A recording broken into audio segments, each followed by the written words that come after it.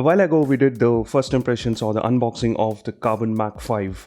And today, after using it for a couple of weeks, we're back with a detailed review. This is GK from TechPP.com, and join me as I take you through the complete details of the Mach 5.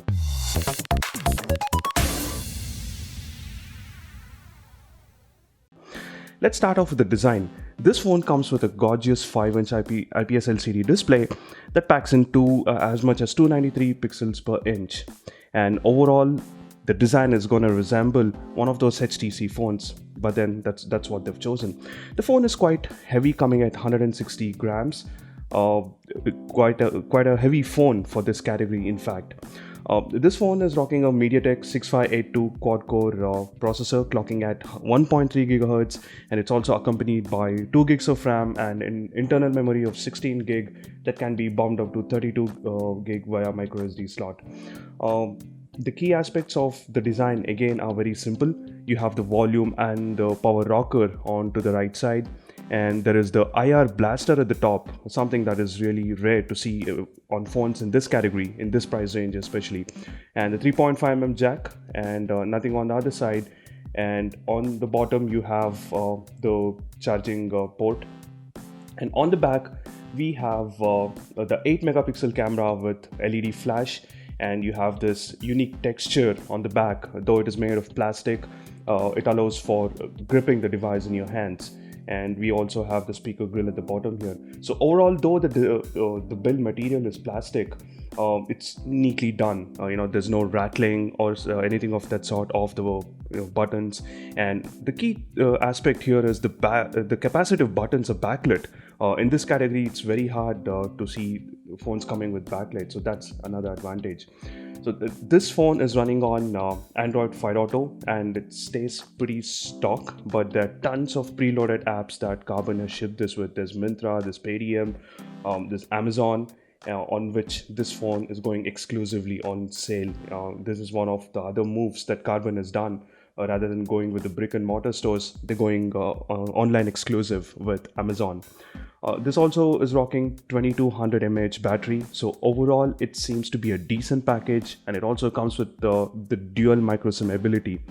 And on the front we have the 5 megapixel camera that comes with a flash. So these are the key unique selling features of this phone: the front facing camera with the LED, the IR blaster, and the capacitive buttons being lit up. The display for this price range is really good. Even the viewing angles, even when you bring it under the sunlight, there's absolutely no problem with the display. It stuns you each and every second that you use it. Talking about the software, I just mentioned that it's near stock Android, but it has a few tricks up its sleeve. So if you were to double swipe your finger, it's going to bring up the contacts. If you double swipe upwards, it's going to bring up the messaging, and this works quite well most of the times. And it has a lot of gestures, and it also has the double tap to put the phone to sleep. So these are the key things with the software, though it is stock Android. And the other aspects also, like the ability to change the fonts. So here we go. The font style. So we have the local fonts here. There are as many as 4, and you can also go online and download tons and tons of fonts that you have here. This is a feature which we used to love in Samsung phones. It doesn't matter which category they used to come in, they allowed for the changing of fonts, and that is what Karbonn brings in here. And in terms of the overall performance, it is butter smooth. This phone scored an AnTuTu benchmark score of close to 21K. Nothing great, but for this kind of a phone, it's fairly good. We gamed it for around 1 hour. Now, there was no overheating issues, but when you play for an elongated period of time, a couple of times the phone just hung. We were forced to restart the phone, but that was isolated, but it's worthy of a mention here. The next aspect we're going to talk about is the camera. The camera is decent enough. This is where Karbonn has brought in something called as the gradienter that you see here, that actually tells you how horizontally you're aligned with the floor or something of that sort. You can also turn it off in case you find it disturbing. You also have the simple options like the panorama, the beauty face, and the live photos, and processing is fairly fast, but then there are occasions where it struggles with the focusing, but more often than not the processing was fairly quicker. The front facing also was pretty good. The flash is not so glaring that it's going to blow the image away with its flash. So overall the camera is also satisfactory. So there are also other aspects like the Swift key that comes in on board. The Karbonn has done a tie-up with them as well. There are also other softwares like the Peel Smart Note, the gestures that we just saw, and the tons of other apps, but thankfully they can be uninstalled. You don't have to struggle with disabling and so on. So overall it performed well. Now coming to the call quality, that is where it also surprised us. Crisp, clear, reception also was very good. Coming down to the battery, that is where the disappointment starts. We never managed to get a screen on time beyond 3 to 3.5 hours for a phone of this size and a decent enough battery size, which is around the same battery size that we find on other phones like the Redmi 2 and so on. This did not impress us on the battery, and there is no option to quick charge and things like that, so that makes it really painful. Multimedia again, it's just mediocre. The speakers try to go loud, but then there is a lot of jarring noise that comes in, but that is expectable at this price range of a phone.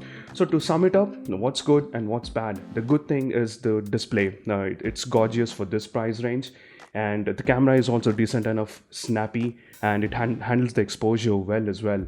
And it has neat tricks up its sleeve, like the way we saw the gestures, and the backlit is on, and the capacitive buttons are backlit, and overall gaming also was decent enough. And coming to the bad, terrible battery life, and this is not the phone for extended and high-end gaming.